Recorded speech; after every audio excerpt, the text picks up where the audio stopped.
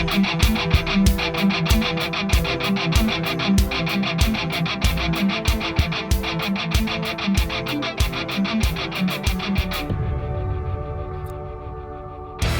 is Jerome Corsi with TheTruthCentral.com. TheTruthCentral.com. We're doing podcasts every weekday. Thank you for joining us. First story today is the Israeli-Hamas war, which continues to wage. It's going to wage for a long time, I'm afraid. Netanyahu said yesterday that Israel is going to be in the Gaza, maintaining security for a long time. I think, as I suspected, Israel is determined this time. They've gone through a long history with Hamas. I'm going to go over that here in a second. But now they're going to, after this horrific attack on October 7th, Israel is going to clean Hamas out of the Gaza, including the tunnels. What Israel has done so far is to make major incursions into the Gaza. Gaza is a little strip of land to border on the Mediterranean, bordering Egypt. It's in southern Israel, and it is dominated and been controlled by Hamas. I'll give you a little bit of the history of this. And by the way, Israel now has surrounded Gaza City, which is the major city in the north of the Gaza, and evacuees. There are about 2 to 3 million people that live in the Gaza. I would say the vast majority of them have gotten out, but yet a lot are being trapped by Hamas to be maintained as human shields. Hamas does this. It's one of their tactics going back decades. And it's difficult for some of the people who remain to get out, although Israel's talking about opening up a corridor in the southern part of the Gaza to allow people to escape. What's happening is that the Israelis are, with tanks, artillery, and airstrikes, they are leveling and destroying much of the Gaza. I think it'll be rubble when they leave or when they're finished. They're going after the Hamas targets. Even when Hamas is utilizing human shields, Israel's still going after the Hamas targets, which, of course, gives the world then an opportunity to say this is a humanitarian crisis, and the students in America and around the world on the left, their students are these days becoming neo-Marxist. I'll cover that in a minute. But what's happening is that they're protesting and saying it's genocide against Hamas. Now, let's review the history of this. First of all, the October 7th attacks have been along the border between the Gaza and Israel. And these border towns have been besieged for many, many years. We go back, Israel pulled civilians out of the Gaza in 2005. Israel's been going through a leftist, as in the United States, the youth in Israel are being raised with much more of a neo-Marxist ideology. And so therefore they were against guns. They wanted to disarm the Israelis. And one of the reasons the Israelis could not defend themselves was because they didn't have weapons. Going back 20 or 30 years, what I remember in Israel, was a very armed state. And the military would walk around in the cities with their weapons, automatic weapons, and civilians would carry. So it was, if anything happened, there was an immediate response. But when they're disarmed, the brutality of this attack, the beheadings, the rapings, the killing of women and killing of old, indiscriminate killing that Hamas did was just incredibly brutal and intended to be brutal. They wanted to make it clear to the world that they were going to be viciously brutal against the Jews in order to get rid of the state of Israel, which is Hamas's stated goal. So in 2005, Israel pulled civilians out of the Gaza because they thought it wasn't safe in the territory. There were about 10,000 Israelis in settlements in the Gaza, surrounded by over 1 million Palestinians. Then the next year, the Hamas won the parliamentary elections in Gaza. In 2007, the group violently took control of the Gaza Strip from the Palestinian Authority, which still governs most of the Palestinians in the occupied West Bank. Hamas is designated as a U.S. terrorist organization. They fired more than 36,000 rockets at Israel since 2005. The majority of communities and cities closest, located right around the Gaza. Many have come during heightened tension between Israel and the Palestinians, and others just unpredictable, giving people less than 30 seconds to find shelters. And these towns bordering Gaza have shelters all over the place, including in the homes. Now, the Wall Street Journal is reporting much of this. Wall Street Journal is covering this war very extensively. And I'm convinced the Israelis are going to destroy Hamas, including the tunnel networks, which Hamas has underneath the Gaza, which Israel has now found maps of. They managed to capture maps of the tunnel structures. Israel will make sure that Gaza is no longer operable. Hamas no longer is operable in Gaza. The West Bank will be the next issue.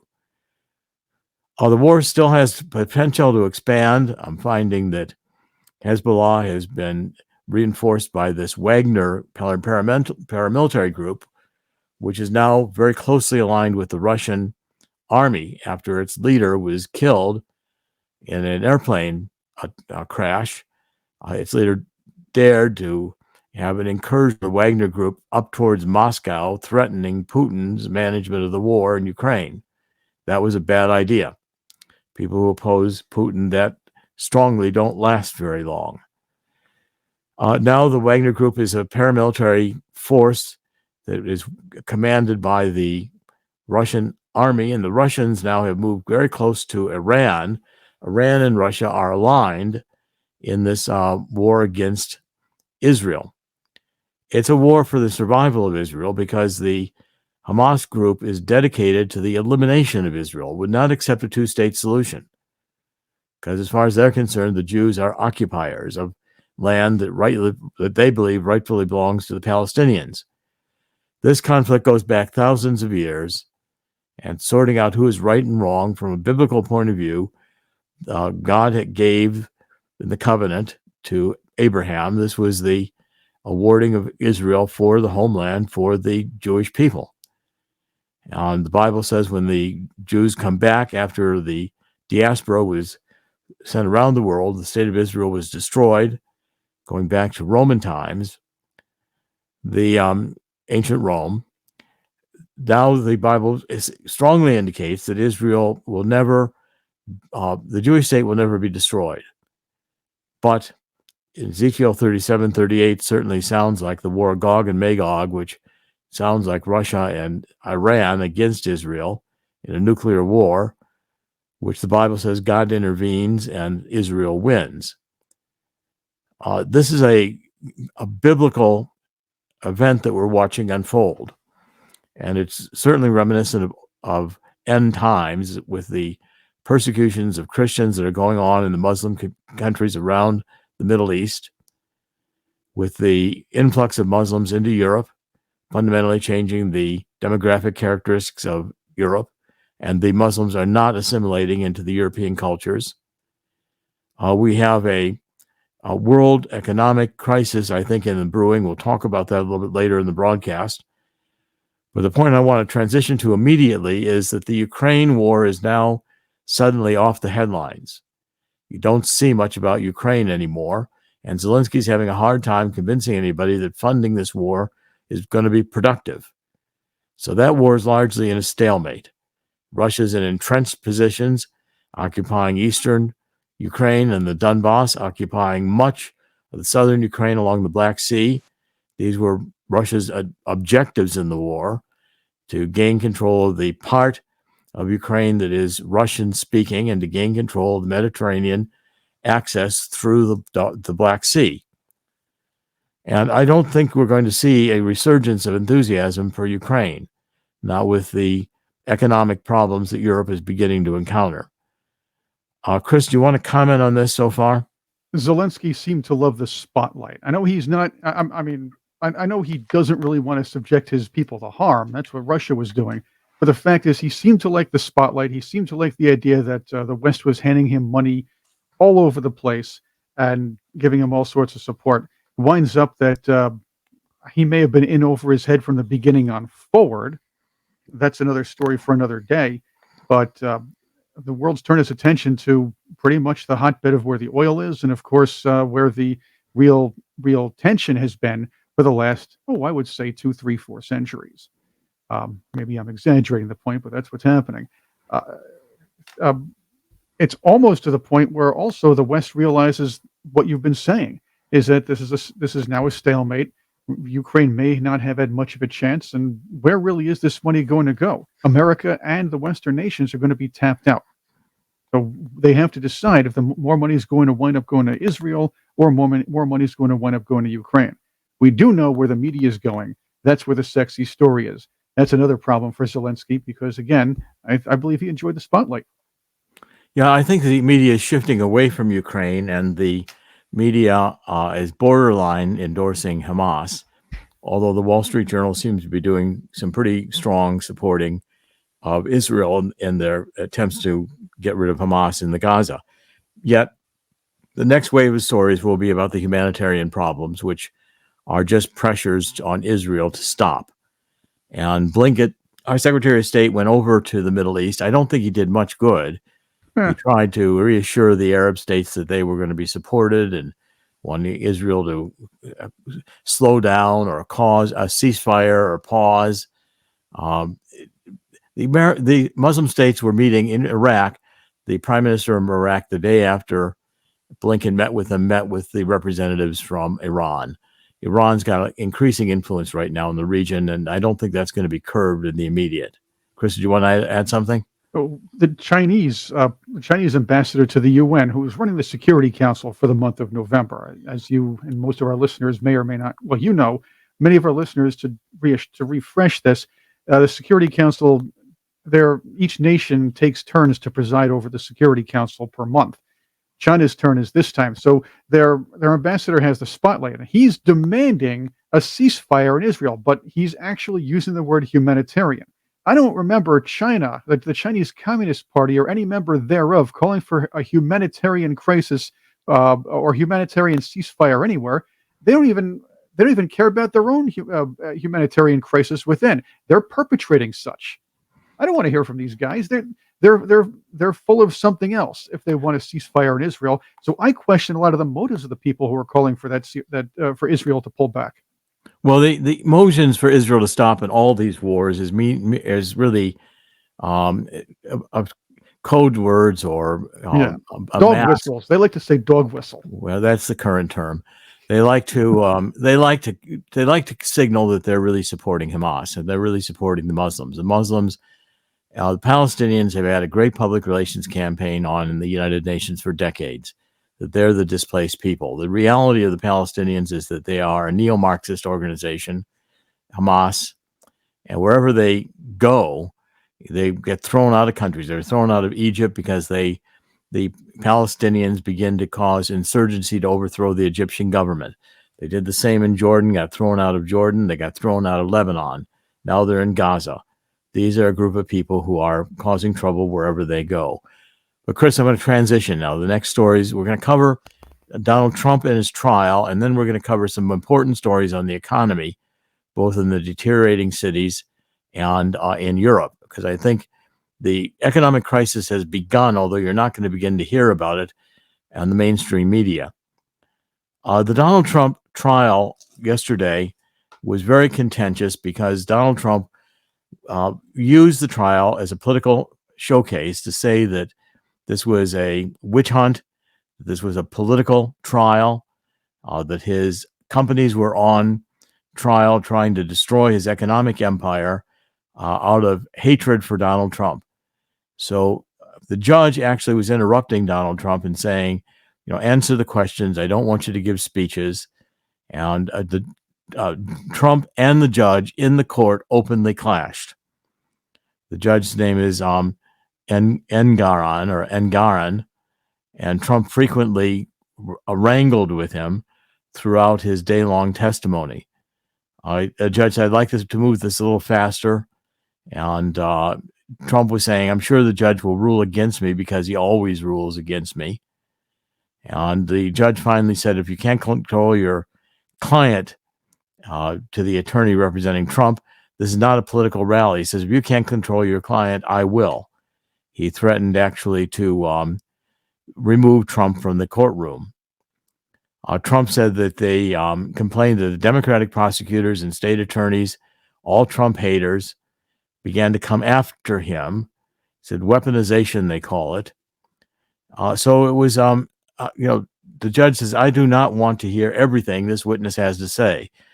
Well, Trump was going to say what he had to say. He called the New York Attorney General a fraud.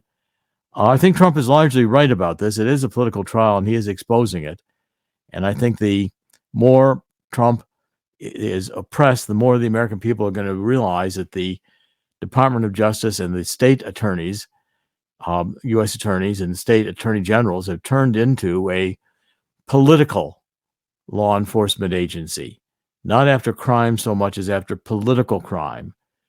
And the ones that they're targeting are the whites. They're all, the white Catholics who like the Latin Mass are suddenly white supremacists. Well, I mean, that's a ridiculous idea. We're not racist because you like a Latin Mass. I mean, that's, again, the mindset of the hard woke left, which is now dominating the Justice Department. And I'm beginning to do interviews on the second volume of my Great Awakening trilogy. I'll show it here. Chris will probably show it on the screen as well, which is this book. It is the truth about neo-Marxism, cultural Maoism, and anarchy. And it's exposing woke insanity in an age of disinformation. What it's all about is showing you how the woke live in a different psychological and phenomenological world. They have a world in which they live in which they believe they can just imagine the future, and the future without, and then it's negative. It's all essentially cultural Maoism, attacking the culture, attacking the family, attacking God. And you see it reflected in the universities and the amount of protests for Hamas during this current war. Israel has lost a lot of the sympathy, and the Democratic Party is being torn apart right now because Jews, progressive Jews, who have marched with the Democratic Party, are now realizing that the Democratic Party has no use for Israel or for Jews. And Jews in the United States are beginning to feel fear that they too will be victimized and attacked. Anti-Semitism is one of the great diseases, mental sicknesses of the human race. And it surfaces continuously, no matter how much we think we can get rid of it. After the Holocaust, which led to the creation of the State of Israel, to World War II, we're now in a generation of people who are so distant from World War II, they have no historical personal memory of it. They weren't born to the generation that fought World War II. That's their grandparents or great-grandparents. And now we're finding that this anti-Semitism is reached an intensity where I think there is a backlash against all these Abraham Accords, which Trump was getting into place among the Arab states and Muslim states, saying that they could live with Israel. Now, with Iran in ascendancy, with John Kerry, with Obama saying, sending boatload or airplane full of cash to Iran, with Iran now getting a new deal with more billions of dollars, with us releasing the sanctions and letting oil be produced in Iran again. Iran has got a lot of money, and they're going to use that money to export terrorism. Let's go to the economic stories, because I don't want to run out, don't want to go too much over time today. But the first story I want to cover has to do with this whole situation of the United States. WeWork filed for bankruptcy. Now, WeWork is a company that was very much hyped as internet company and new age. What they did is they created office space that you could use or rent, and you could work in their space. So a company didn't have to have a physical space. It could move its people into WeWork locations and operate with WeWork as its office, essentially renting the space. Now, after 2 years after going public with an IPO, an initial public offering, WeWork, which is this struggling co-working startup, they once had a valuation as high as $47 billion, all hyped on the internet. And it was banked by this SoftBank, which is a Japanese bank run by a Korean who was nationalized in Japan. They have a huge amount of money, like $100 billion investing, and they've invested in a lot of internet companies that have failed, thinking these were all going to be unicorns in all these different areas of operation. This one in the commercial real estate market. Well, what WeWork has done is just spend its entire existence burning through all the cash raised from investors, a total of $13.8 billion raised in 22 rounds of financing, much of it from SoftBank and SoftBank's Vision Fund, which is this large fund investing in internet companies. Believe their unicorns are going to be like, the unique company that surfaces as a leader in a area of the economy in a certain space, and changes and redesigns, reimagines. Let's go with the woke word. How business will be conducted. Well, what's happening here is that after the pandemic, people have not gone back to work in the offices, and it's compounded by the Democrats running many of these cities and turning them into hellholes. Well, so WeWork is saying that many of its office spaces are open and operational, but others, they're working to cancel billions of dollars of leases that they had on space that is not able to be rented. This adds to the commercial real estate crisis because across the country, we've got commercial real estate in many cities that is 30% unoccupied. This is a huge crisis waiting to happen. And the fact that this company went bankrupt indicates to me that, again, we're going to see a contraction in the commercial real estate market that will impact banks, because banks are holding many of these loans on the commercial real estate. When they have to be refinanced, the banks are going to take losses. Certainly, you're going to have various of the owners of these buildings either walking away or not able to take the huge losses. Commercial real estate is often funded with a loan that has a end payment, balloon payment at the end of the principal, assuming that the next loan would be an increased value and the principal could be paid off with the proceeds of the second loan. When the property declines in value, there isn't enough money in the second loan to pay off the principal of the first loan. So you've got a compounding of foreclosures that, first of all, hits the securities market and on the securitized commercial real estate issues, bonds, wrapping together these commercial real estate loans and selling them as securities. When those collapse, a lot of institutional investors, including banks, are going to take losses. And then the banks, which today have some of these commercial real estate loans as good assets, when they start foreclosing, are going to have to either do haircuts, reducing the value of these loans, or actually take losses on the loans that are foreclosed. Next, I was really concerned to see this in San Francisco, this McDonald's store, which has been there for 30 years in the downtown area, closed. And the stories being written about this, pointing out that the unraveling of San Francisco's office sector has been stunning so far. This one thriving urban center is now got a 30% vacancy in office buildings, which is a factor of both the ability to stay home and work in a more comfortable setting, perhaps more productively, which is developed after the post-COVID era, plus the max exodus of companies that had retail operations in the central cities like San Francisco, because this defund the police move backfired.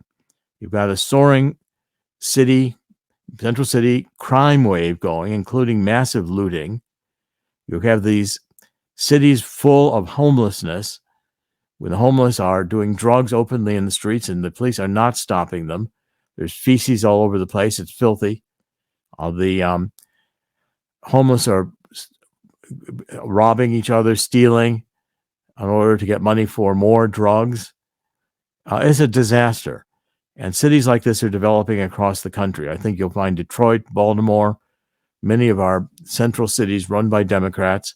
And in New York, the problem is compounded by the immigrants coming across the border, being bused or flown and housed in hotels in New York, which is costing the city of New York millions of dollars, while its tax revenue is declining, in part because of the in New York as well, the lack of occupancy in the office buildings. There's a huge crisis building. Now, I encourage everybody to get the copy of this free book. I mean, this crash is going to be global. I know people are saying Bidenomics is being pushed, and they're saying that the economy is growing, the economy is robust, we have less unemployment, we have more part-time jobs being created. Full-time, good-paying jobs are going away, and companies are laying off in the thousands. It's just starting. This book is a coming global crash and how it's going to lead to an historic gold rush. You can get a free copy of the book by calling Swiss America. I co-authored this with Dean Heskin. And the number to call to get a free copy is 1-800-519-6268. Free copy of the book, how the coming global crash will create an historic gold rush. 1-800-519-6268. Get your free copy. We discuss at length how the money creation under this modern monetary theory, where fiat money is just being printed, the national debt is now exceeding $33 trillion. And we continue to print more. Next week, we're going to have the return of the shutdown of the government crisis. This happens because Congress has become dysfunctional. Congress is supposed to, the House of Representatives is supposed to control the spending of the federal government. We're supposed to control it through a budget process. Well, for years, we haven't passed a budget because no one can agree. The Democrats want to continuously increase the size of the bureaucracy and government spending, increase dependency upon the government for people to live. And the GOP, what the part of it that is not yet Democrat light, is, and there's basically only about 30 congressmen and women on the conservative caucus who are fighting this, including the Speaker of the House, Johnson, who professes his Christianity to the dismay of the Democrats, who booed when the name of Jesus Christ was raised in the House of Representatives, a shocking moment. The debt crisis, with this much money being simply printed, means we're monetizing the debt. In other words, we're paying off the debt in less valuable dollars.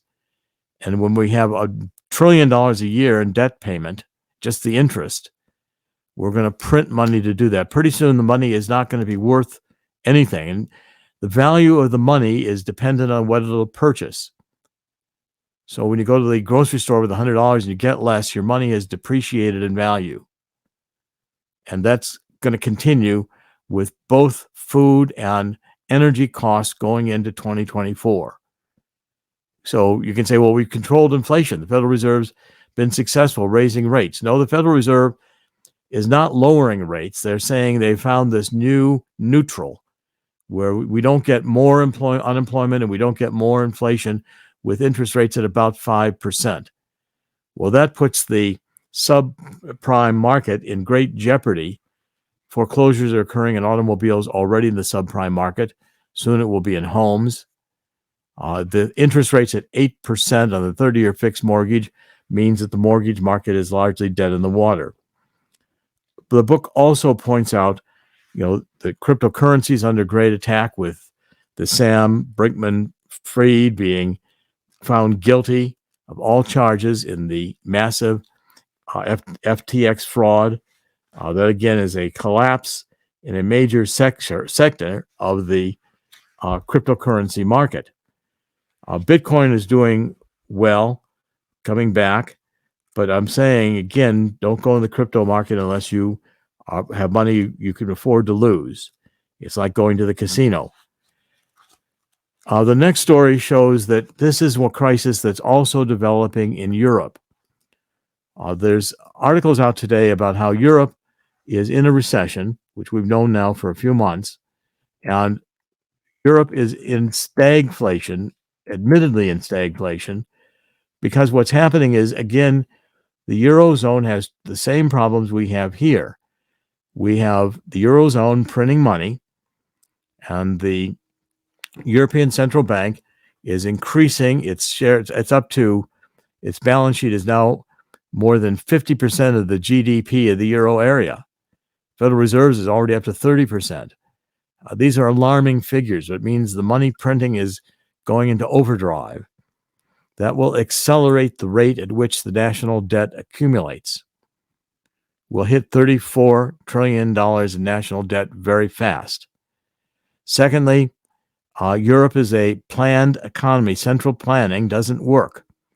We have a factor of central planning in that the Biden administration, for instance, has dictated that electric vehicles are going to dominate the car market by 2030 or 2050, that we're going to have wind turbines and going to a green energy transition.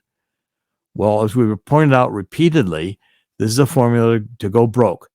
Already 2 of the windmill plants being developed off the shore of New Jersey in the Atlantic, the Dutch company funding them has stopped funding them. The electricity produced is expensive once you take into account the subsidies. This is the Green New Deal was intentionally designed to destroy the economy because it became a neo-Marxist movement. AOC and the others backing it are clearly hate America.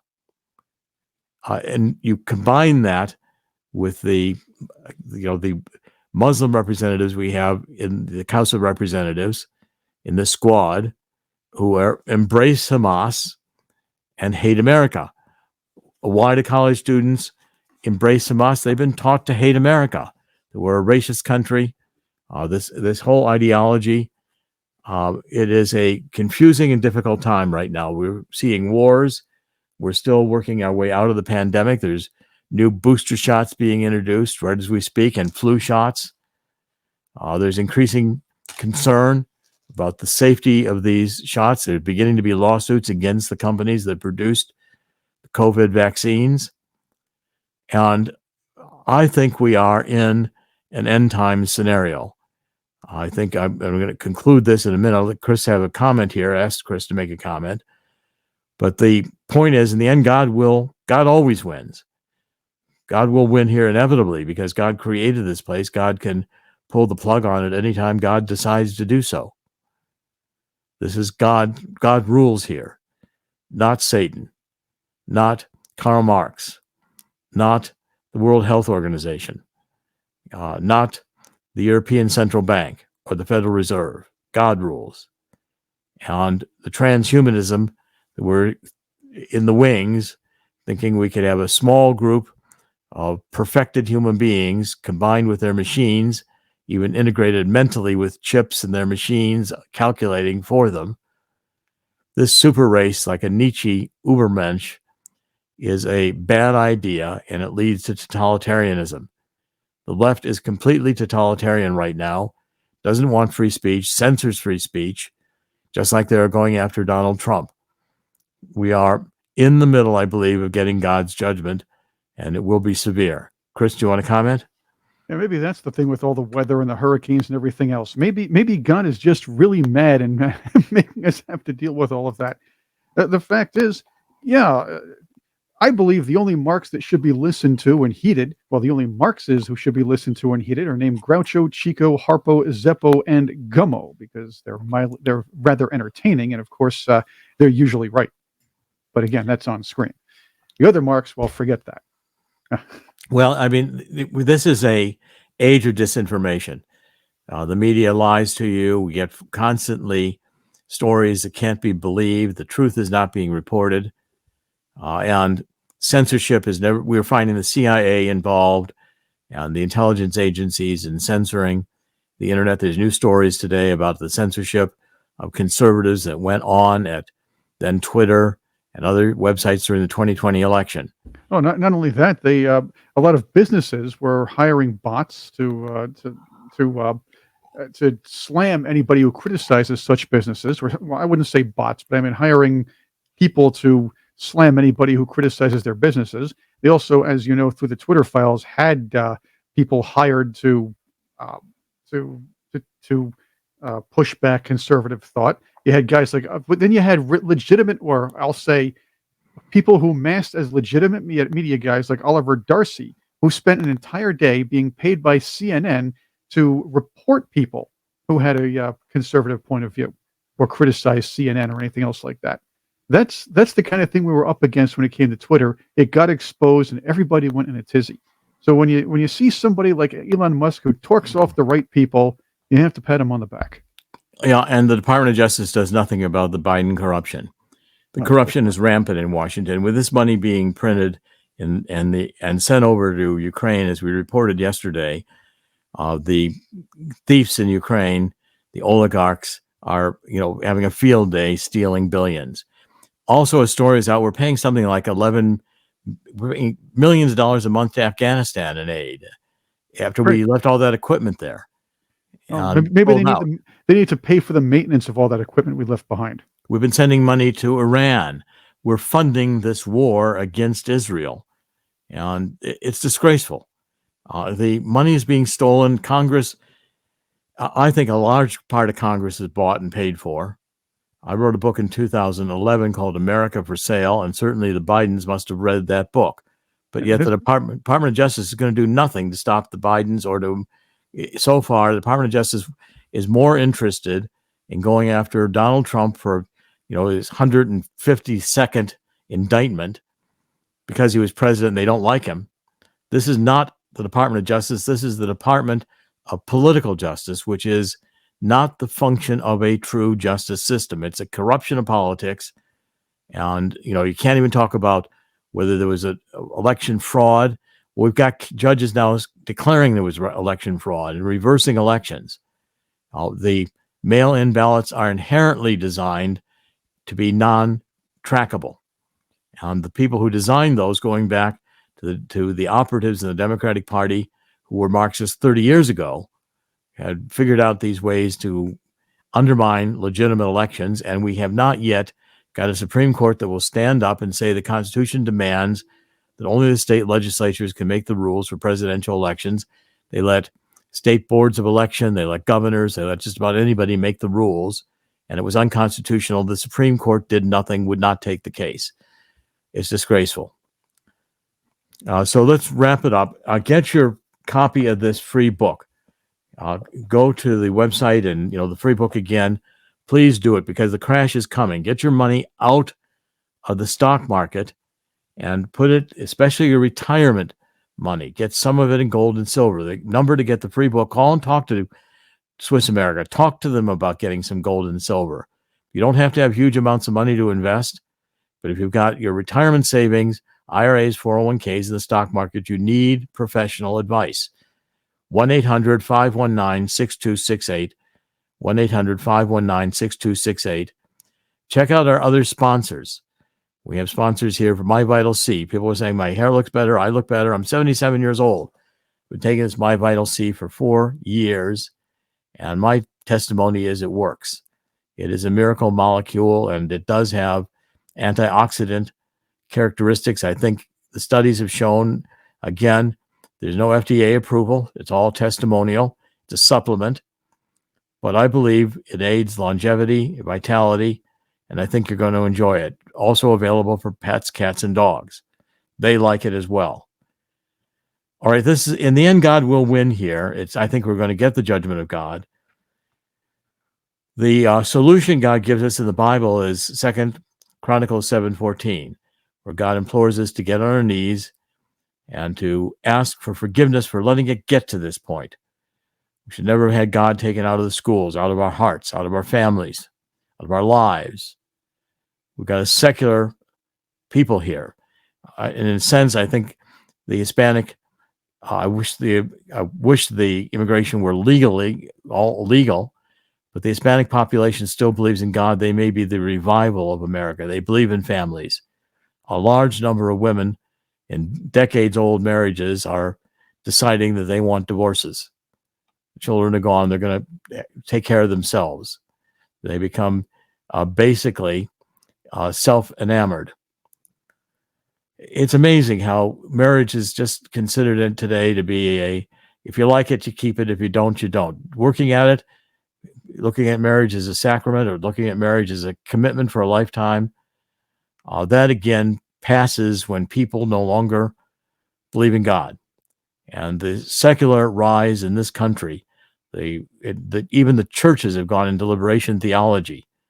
I'm working with various of the denominations that want to return to biblical preaching and want to return to the ability to talk about politics into the church. Church has got to be relevant. It's got to talk about issues that affect people. And the pastoring can't be just on a Sunday sermon that's taken off of some liberal liberation theology playbook to be popular. The issues of gender are not whatever you want. The identity politics, I have to be respected, is schizophrenic. You have to take everybody's values. There are no objective values. Everything is subjective. This is the whole point of my book on the problems with neo-Marxism and cultural Maoism is that they result in anarchy. In the end, God will win, and the judgment of God will be difficult. But I still have faith that God did not create the human race to fail. And I see the potential of revival. That's why I call this the Great Awakening series. I see the potential for the American people and people around the world to say, this is insanity and we reject it. What the Democratic Party, which has now become a neo-Marxist party, is producing is economic destruction intentionally to destroy capitalism, wars, pestilence, diseases, economic disaster. And we're just at the beginning of this. Unfortunately, it's going to get worse before it gets better. But in the end, God will win. And I encourage all of us to get on the side of God and to acknowledge our culpability in having let the society get to this point. Yet as long as God's in the battle, all things are possible. Dr. Jerome Corsi today is, it's Tuesday, November 7th, 2023. thetruthcentral.com. We're on a lot of channels. Take a look at the upper right-hand corner. We're on Rumble. We're on BitChute. We are on audio only on the Google Podcasts, on the Apple Podcasts. We're on many different channels. Take a look at all the ones we're on. Like the show, support the show, pass the word, and take a look at the books that are on there. Take a look at the new books we've got going. And if you support the show, purchasing the books is one way to do it. This is Dr. Jerome Corsi. I'll be back tomorrow with another podcast. Chris, my producer. Thank you for joining us today. God bless.